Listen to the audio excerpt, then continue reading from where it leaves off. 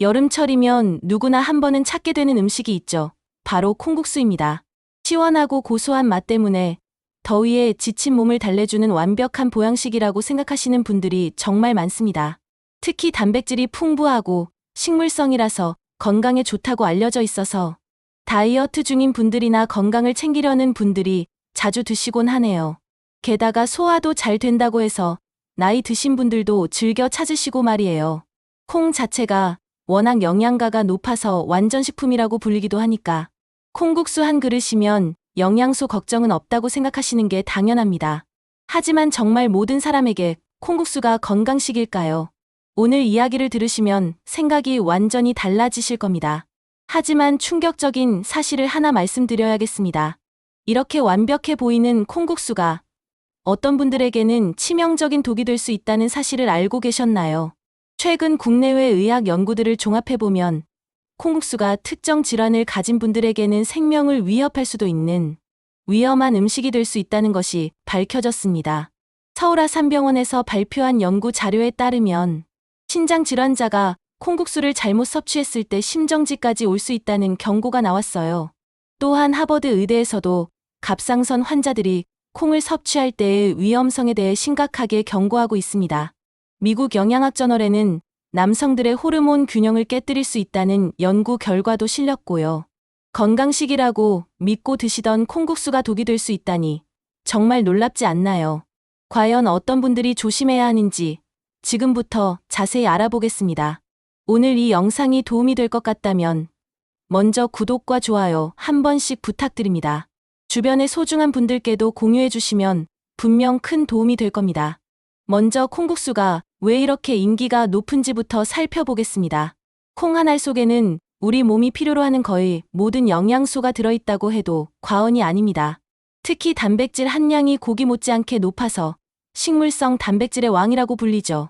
콩에 들어있는 이소플라본 성분은 여성 호르몬과 비슷한 구조를 가지고 있어서 갱년기 여성분들의 호르몬 균형을 맞춰주는데 도움을 준다고 알려져 있어요.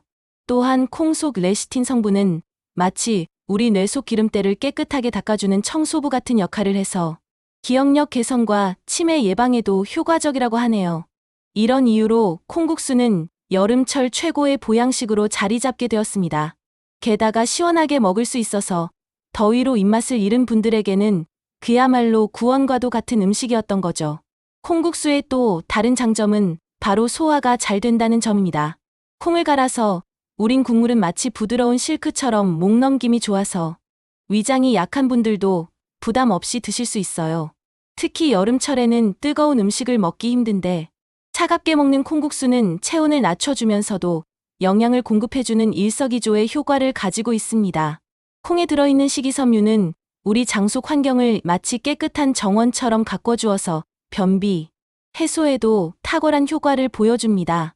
또한 콩의 사포닌 성분은 혈중 콜레스테롤 수치를 낮춰주는 역할을 해서 심혈관 건강에도 도움이 된다고 하네요. 이처럼 콩국수는 맛과 영양, 그리고 건강까지 모두 잡은 완벽한 여름 음식처럼 보였습니다. 하지만 정말 모든 사람에게 이런 혜택이 적용될까요? 이처럼 콩국수는 우리 몸의 보약과도 같습니다. 하지만 이렇게 완벽해 보이는 콩국수도 특정 상황에서는 치명적인 독으로 변할 수 있다는 사실 알고 계셨나요? 지금부터 내 몸을 망치는 최악의 상황들을 낱낱이 알려드리겠습니다. 가장 심각한 경우는 바로 신장 질환을 앓고 계신 분들입니다. 콩에는 칼륨이라는 성분이 아주 풍부하게 들어있는데 건강한 사람에게는 이 칼륨이 혈압을 낮춰주는 고마운 성분이에요. 하지만 신장 기능이 떨어진 분들은 이 칼륨을 제대로 걸러내지 못해서 혈액 속에 칼륨이 쌓이게 됩니다. 마치 배수구가 막힌 싱크대에 물이 계속 넘치는 것과 같은 상황이 벌어지는 거죠. 서울아산병원의 연구에 따르면 만성 신부전 환자가 고칼륨혈증에 빠지면 심장 박동이 불규칙해지고 심한 경우 심정지까지 올 수 있다고 경고했습니다. 실제로 투석을 받고 계신 한 환자분이 콩국수를 즐겨 드시다가 응급실에 실려간 사례도 있었어요. 건강식이라고 믿었던 콩국수가 생명을 위협하는 독이 된 셈입니다. 또한 갑상선 질환으로 약을 복용하고 계신 분들도 주의하셔야 합니다. 갑상선 기능 저하증으로 레보티록신이라는 약을 드시고 계신 분들은 특히 조심하셔야 해요. 콩 속에 들어있는 이소플라본 성분이 마치 방해꾼처럼 약물의 흡수를 막아버리거든요. 하버드 의대에서 발표한 보고서에 따르면 콩을 섭취한 후 갑상선 호르몬 수치가 급격히 불안정해질 수 있으며 결국 약효가 떨어져서 갑상선 기능이 더욱 악화될 수 있다고 했습니다. 이는 마치 감기약을 먹으면서 동시에 감기를 악화시키는 음식을 먹는 것과 같은 상황이에요. 실제로 갑상선 환자 중 일부는 콩국수를 먹은 후 극심한 피로감과 우울감을 호소하기도 했습니다.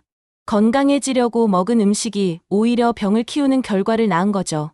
또한 남성분들 중에서도 특별히 조심해야 할 분들이 있습니다. 미국 영양학 저널에 실린 연구를 보면 콩 속 이소플라본을 과다 섭취한 남성의 테스토스테론 수치가 19%나 감소한 사례가 보고되었어요.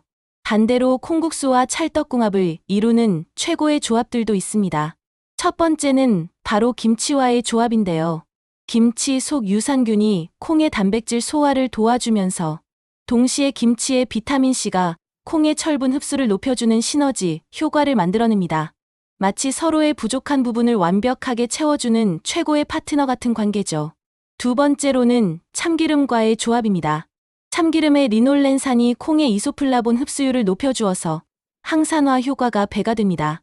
세 번째는 현미밥과의 조합인데 콩에 부족한 메티오닌이라는 아미노산을 현미가 보충해 주어서 완전한 단백질을 만들어내는 거예요. 이는 마치 퍼즐 조각이 딱 맞아떨어지는 것처럼 영양학적으로 완벽한 조합이라고 할 수 있습니다. 마지막으로 견과류와의 조합도 추천하는데 견과류의 비타민 E가 콩의 불포화 지방산 산화를 막아주어서 영양소 손실을 최소화해줍니다. 그렇다면 이런 위험을 피하면서 콩국수를 안전하게 즐기는 방법은 무엇일까요? 가장 중요한 것은 자신의 건강 상태를 정확히 파악하는 것입니다. 만약 신장 질환, 갑상선 질환, 콩 알레르기가 있으시다면 콩국수 섭취를 완전히 중단하셔야 해요. 특히 투석을 받고 계신 분들은 의료진과 상담 없이는 절대 드시면 안 됩니다. 일반인의 경우에도 하루 한 끼 이내, 주 2에서 3회 이하로 섭취하시는 것이 안전합니다. 만약 약물을 복용 중이시라면 콩국수 섭취와 최소 2시간 간격을 두시는 것이 좋아요. 또한 콩국수를 드신 후 속이 더부룩하거나 소화불량, 두드러기 등의 증상이 나타난다면 즉시 섭취를 중단하시고 의료진과 상담받으시길 바랍니다. 이런 증상들은 우리 몸이 보내는 경고 신호일 수 있거든요. 혹시 콩국수를 드실 수 없는 상황이라면 다른 훌륭한 단백질 대안들이 많이 있습니다.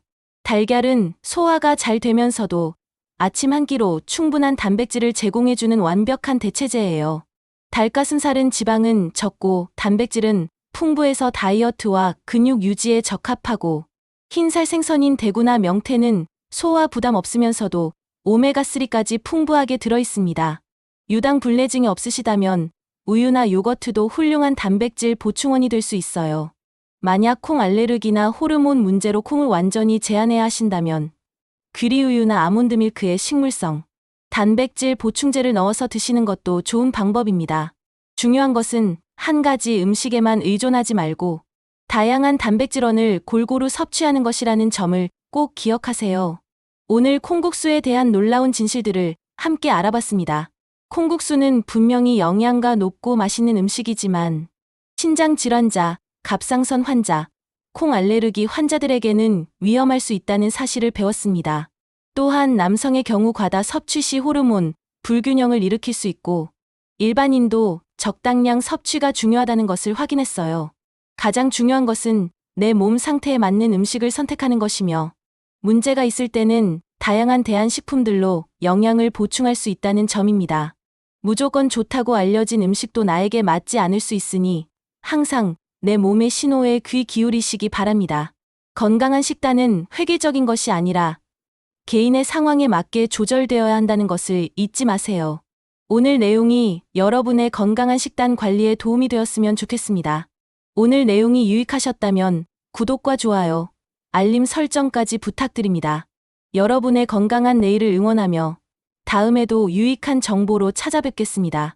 여러분의 건강한 하루하루가 모여 건강한 인생을 만듭니다. 오늘도 건강하시고 다음 영상에서 또 만나요. 감사합니다.